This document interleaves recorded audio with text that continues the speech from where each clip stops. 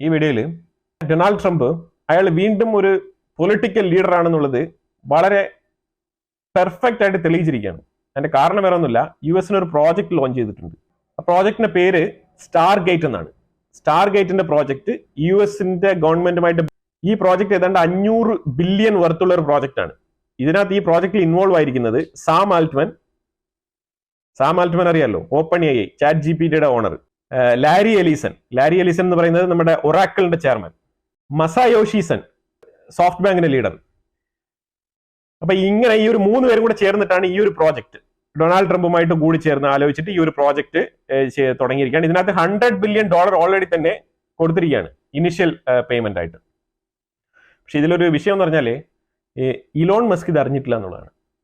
കാരണം Elon Musk വളരെ ഭയങ്കരമായ രീതിയിൽ ഈ ഒരു ഇലക്ഷൻ ക്യാമ്പയിനും കാര്യങ്ങളൊക്കെ ആയിട്ട് ബന്ധപ്പെട്ട് വർക്ക് ചെയ്തുകൊണ്ടിരുന്ന ഒരാളാണ്. അപ്പൊ ഇതിനകത്ത് 2 വിഷയങ്ങൾ സംഭവിച്ചത് ഇലോൺ മസ്കും വിവേക് രാമസ്വാമി അയാളുടെ ഏരിയയിൽ തന്നെ ചെറിയ ഗവൺമെന്റുമായിട്ട് എന്തോ പോസ്റ്റ് മേടിച്ച് നെഗോഷിയേറ്റ് ചെയ്ത് ഈ മസ്കിനെ സപ്പോർട്ട് ചെയ്തിട്ട് അയാൾ അങ്ങ് പോവുകയാണ് ചെയ്തത്. അപ്പൊ രാമസ്വാമി ഓൾറെഡി ഔട്ട്.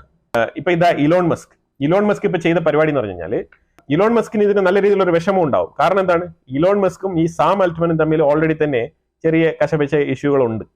കാരണം ഇലോൺ മസ്കും ഈ സാം ആൽട്ട്മനും കൂടെ ചേർന്നിട്ടാണ് ഈ ഒരു ആർട്ടിഫിഷ്യൽ ഇന്റലിജൻസുമായിട്ട് ബന്ധപ്പെട്ട പ്രോജക്റ്റിന് ഇനിഷ്യൽ ഇൻവെസ്റ്റ്മെന്റ് ചെയ്തതും അവർ ഒരുമിച്ച് തന്നെയാണ് ഇത് തുടങ്ങിയതൊക്കെ. പിന്നീടാണ് ഇലോൺ മസ്ക് അതിൽ നിന്ന് പിൻവലിയാണ് ചെയ്തത്. ഇതിനകത്ത് വലിയ ഹോപ്പില്ല എന്ന് പറഞ്ഞിട്ട് പുള്ളി മാറുകയാണ് ചെയ്തത്. പക്ഷേ വീണ്ടും ഇലോൺ മസ്ക് ഈ ഒരു OpenAI എന്ന് പറഞ്ഞ ഈ ഒരു ChatGPT കമ്പനിയെ നിരന്തരം വേട്ടയാടിക്കൊണ്ടേയിരിക്കുന്ന ഒരു അവസ്ഥയാണ്. കാരണം വേറെ ഒന്നുമില്ല, അവർക്ക് 150 ബില്യൺ എങ്ങാണ്ട് പ്രോഫിറ്റ് ഉണ്ട് എന്നൊക്കെ പറഞ്ഞ് അവരുടെ P&L റിപ്പോർട്ടൊക്കെ കഴിഞ്ഞ വർഷം കാണിച്ചിട്ടുണ്ടായിരുന്നു. പക്ഷെ അവർക്ക് ആക്ച്വലി അത്ര ഗ്രോത്ത് ഉണ്ടോ എന്ന് ചോദിച്ചു കഴിഞ്ഞാൽ ഇല്ല, അത് ഫേക്ക് ആണെന്നാണ് പൊതുവിലെ ഒരു വിലയിരുത്തൽ. അതേപോലെ അവരുടെ ഇൻവെസ്റ്റ്മെന്റ് എന്ന് പറഞ്ഞാൽ ഏതാണ്ട് 6.5 ബില്യൺ മാത്രമേ അവർ റിസീവ് ചെയ്തിട്ടുള്ളൂ. എന്തിനാണ് 150 ബില്യൺ വർത്തുള്ള ഒരു കമ്പനിക്ക് ഓൺലി 6.5 ബില്യൺ മാത്രമേ ഇൻവെസ്റ്റ്മെന്റ് കിട്ടിയുള്ളൂ എന്നുള്ള നിലയിലുള്ള ചർച്ചകളൊക്കെ അതിനകത്ത് വരുന്നുണ്ട്. ഈ ChatGPT കമ്പനിക്ക് ശരിക്കും വരുമാനം ഇല്ല എന്നുള്ളതാണ്. അവർ ഉദ്ദേശിക്കുന്ന ഗ്രോത്ത് അവർക്ക് ഇല്ല എന്നുള്ളതാണ്. കാരണം അവർക്ക് തുച്ഛമായല്ല, അവർക്ക് നിശ്ചിത തോതിലുള്ള കുറെ സബ്സ്ക്രൈബേഴ്സ് ഉണ്ട്. ഏതാണ്ട് $20 എങ്ങാണ്ടാണ് അവർ ചാർജ് ചെയ്യുന്നത് മന്ത്ലി. അപ്പൊ അതും തന്നെ അത്ര വർത്തിയായിട്ടുള്ള ഒരു ബിസിനസ് ആയിട്ട് മുന്നോട്ട് പോകുന്നില്ല. അവരുടെ റവന്യൂ അത്ര ടോപ്പ് ക്ലാസ് അല്ല. കാരണം ഇതിന്റെ ഡേറ്റാസ് ഈ ChatGPT എന്ന് പറയുമ്പോഴത്തേക്കും എപ്പോഴും R&D വർക്ക് ഒരുപാട് ചെയ്യേണ്ട ഒരു പ്രോജക്റ്റ് ആണ് ഈ ഒരു ChatGPT എന്ന് പറയുന്നത്. കാരണം പുതിയ ഇൻഫർമേഷൻസ് അതിനകത്ത് ഫീഡ് ചെയ്തുകൊണ്ടേയിരിക്കണം. അപ്പൊ എപ്പോഴും റിസർച്ച് ആൻഡ് ഡെവലപ്മെന്റ് വർക്ക് ചെയ്തുകൊണ്ടിരിക്കണം. അത്രമാത്രം എംപ്ലോയീസ് വേണം, അത്രമാത്രം ഫീഡ് ചെയ്തുകൊണ്ടേയിരിക്കേണ്ട ഒരു അവസ്ഥയാണ് ഈ ChatGPT. അപ്പൊ എത്രമാത്രം ഡേറ്റാസ് കൂടി വരുന്നോ അത്രമാത്രം ഇതിന്റെ സ്റ്റോറേജ് ഫെസിലിറ്റി ആയിട്ടുള്ള ഇതിന്റെ സെർവർ കപ്പാസിറ്റി കൂട്ടണം, ഇതിന്റെ എംപ്ലോയീസിനെ കൂട്ടണം. അപ്പൊ എപ്പോഴും ഫുൾ ടൈം ഇതിങ്ങനെ റൺ ചെയ്തുകൊണ്ടിരിക്കും. അപ്പോൾ ഇനി കൂടുതൽ പോകുന്നിടത്തോളം കൂടുതൽ ഡേറ്റാസ് ബിഗ് ഡേറ്റാസ് ആയിട്ട് മാറിക്കൊണ്ടിരിക്കും. അപ്പൊ ആ സമയത്ത് വീണ്ടും ഇത് വികസിപ്പിക്കണം. അപ്പൊ ഒരുപാട് ഇൻവെസ്റ്റ്മെന്റ് ആവശ്യമുള്ള ഒരു പരിപാടിയായിട്ടാണ് ഇതിനെ എലോൺ മസ്ക് വിലയിരുത്തിയത്.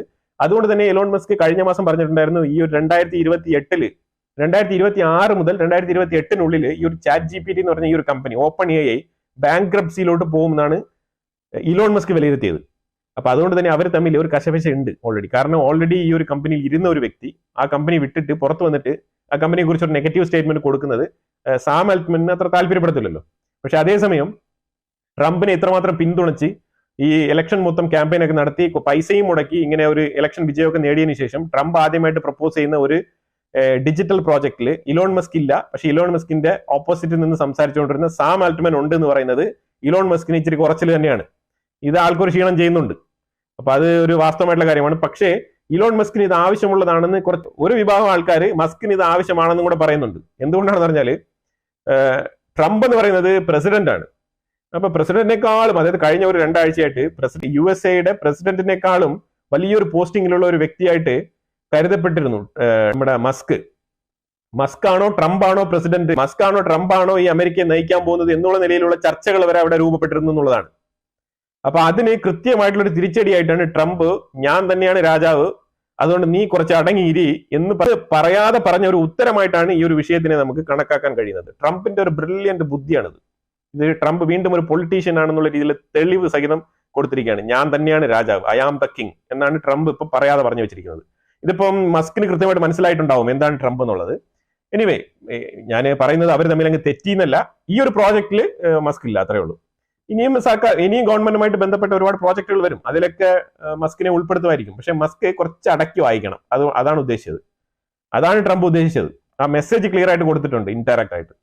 ഇപ്പൊ എന്താണ് ഈ ഒരു സ്റ്റാർ ഗേറ്റ് പ്രോജക്ട്? ഈ സ്റ്റാർ ഗേറ്റ് പ്രോജക്ട് എന്ന് പറഞ്ഞാൽ നമ്മൾ ഇനിയിപ്പം വരുന്ന സമയം ഞാൻ പറഞ്ഞല്ലോ ബിഗ് ഡേറ്റ ഒക്കെ, അപ്പൊ ക്വാണ്ടം കമ്പ്യൂട്ടിംഗ്, ഇങ്ങനെയൊക്കെ ഒരുപാട് ഡെവലപ്മെന്റ്സ് വരാനിരിക്കുകയാണ്.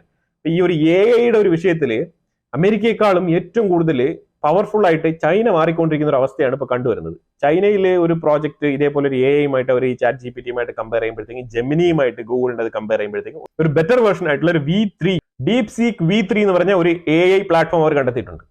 അത് വെറും 6 മില്യൺ മാത്രം സ്പെൻഡ് ചെയ്തുകൊണ്ട് ഈ ഒരു ചാറ്റ് GPT എന്ന് പറയുമ്പോഴത്തേക്ക് അവർ പറഞ്ഞത് NVIDIA-യുടെ ഹൈ എൻഡ് ലെവലിലുള്ള ചിപ്പൊക്കെ യൂസ് ചെയ്തുകൊണ്ട് പല ബില്യൺ ഡോളേഴ്സ് ചെലവാക്കിക്കൊണ്ട് മാത്രമേ ഈ ഒരു ഓപ്പൺ AI-യുടെ ചാറ്റ് GPT ഒക്കെ റൺ ചെയ്യാൻ പറ്റൂ എന്നുള്ള നിലയിലുള്ള ഒരു അവകാശവാദമാണ് സാം ആൽട്ട്മാൻ പോലത്തെ ആൾക്കാരൊക്കെ ഉന്നയിച്ചിരുന്നത്. അതിനെ തകിടം മറിച്ചുകൊണ്ട് ഏതാണ്ട് വെറും 6 മില്യൺ മാത്രം സ്പെൻഡ് ചെയ്തുകൊണ്ട് വളരെ റിലവന്റ് ആയിട്ടുള്ള, വളരെ ബേസിക് ആയിട്ടുള്ള ലോ എൻഡ് ചിപ്പ് ഉപയോഗിച്ചുകൊണ്ടാണ് ഈ ഒരു ഡീപ് സീക്ക് V3 എന്ന് പറഞ്ഞ ഈ ഒരു ആപ്ലിക്കേഷൻ റൺ ചെയ്യുന്നത്. ഇതാണ് ഇതിൽ ഏറ്റവും വലിയൊരു സക്സസ് എന്ന് പറയുന്നത്. അതും ചൈന ഈ ഒരു ചാറ്റ് GPT-യെക്കാളും ഈ ഒരു ജെമിനിയെക്കാളും ഒക്കെ അഡ്വാൻസ്ഡ് ആയിട്ടാണ് ഇത് രൂപപ്പെടുത്തിയിരിക്കുന്നതാണ് മനസ്സിലാക്കാൻ പറ്റുന്നത്.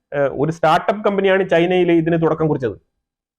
ഇത് വളരെ വളരെ സക്സസ്ഫുൾ ആയിട്ട് അമേരിക്ക ഇതിനെ ഒരു കോമ്പറ്റീറ്റർ ആയിട്ട് തന്നെ ഒരു ആർട്ടിഫിഷ്യൽ ഇന്റലിജൻസിൽ കരുതുന്നുണ്ട് എന്നുള്ളതാണ് ഇതിനെ എല്ലാവരെയും തിരിഞ്ഞു നോക്കാൻ വെച്ചിരിക്കുന്ന ഒരു സംഭവം. ഇതിനകത്ത് ഈ ഒരു സ്റ്റാർ ഗേറ്റ് എന്ന് പറഞ്ഞ ഈ ഒരു പ്രോഗ്രാം, ഈ സ്റ്റാർ ഗേറ്റ് എന്ന് പറഞ്ഞ ഒരു പ്രോജക്ട് എന്ന് പറഞ്ഞാൽ ഏതാണ്ട് 1 മില്യൺ സ്ക്വയർ ഫീറ്റ്, 10 ലക്ഷം സ്ക്വയർ ഫീറ്റ് വിസ്താരണത്തിൽ ഇവർ ഡേറ്റാ സെന്റർ ആണ് ഉണ്ടാക്കുന്നത്. അപ്പൊ അത്രയും ഡേറ്റ, മാസീവ് ഡേറ്റ ഉൾക്കൊള്ളാൻ കഴിയുന്ന, massive data capacity, storage capacity ഉള്ള അത്രയും വലിയൊരു ഡേറ്റാ സെന്റർ ആണ് ഇവർ ബിൽഡ് ചെയ്യുന്നത്. ഇത് അവരുടെ ആർമിക്ക് വേണ്ടിയിട്ടായാലും എന്തിനു വേണ്ടിയിട്ടായാലും ഉപയോഗിക്കാം. ഇതൊക്കെ തന്നെയാണ് നമ്മൾ അമേരിക്കയെ കണ്ട് പഠിക്കേണ്ട കാര്യങ്ങൾ. കാരണം നമ്മൾ പൈസ ഉണ്ടായാൽ മാത്രം പോരാ. സൗദി അറേബ്യയിലും പൈസ ഉണ്ട്, എന്ത് കാര്യമാണുള്ളത്? ഇതുപോലത്തെ ചില ടെക്നോളജികൾ ഇംപ്ലിമെന്റ് ചെയ്യുന്ന ആ ഒരു കപ്പാസിറ്റി, അതിന്റെ ഒരു ഐഡിയോളജി, അതിന്റെ ഒരു ഐഡിയ, അതിന്റെ ഒരു ഇന്നോവേഷൻ, ഇതൊക്കെ തന്നെയാണ് നമ്മൾ കണ്ടുപിടിക്കേണ്ടത്. ഈ രീതിയിലുള്ള ഇൻവെസ്റ്റ്മെന്റുകളൊക്കെ ഇന്ത്യയിൽ വരണം. ഇന്ത്യയിലുള്ള ആൾക്കാർ, ഇന്ത്യയിലുള്ള ബിസിനസ്മാൻമാർ ഇതിനൊക്കെ ഒരുങ്ങണം. ഈ ടാറ്റ പോലത്തെ ആയിക്കോട്ടെ, റിലയൻസ് പോലത്തെ ആയിക്കോട്ടെ, ഈ ഓയിൽ റിഫൈനറികളിൽ മാത്രം പണിതാൽ പോരാ. ഇങ്ങനത്തെ ചില ഇന്നോവേറ്റീവ് ആയിട്ടുള്ള കാര്യങ്ങളെ കൊണ്ടുവരണം. പുതിയ പുതിയ സ്റ്റാർട്ടപ്പുകളെ കേൾക്കണം. പുതിയ പുതിയ ഇന്നോവേറ്റീവ് ആയിട്ടുള്ള ഐഡിയാസ് കൊണ്ടുവരുന്ന യങ്സ്റ്റേഴ്സിനെ ലിസൺ ചെയ്യണം.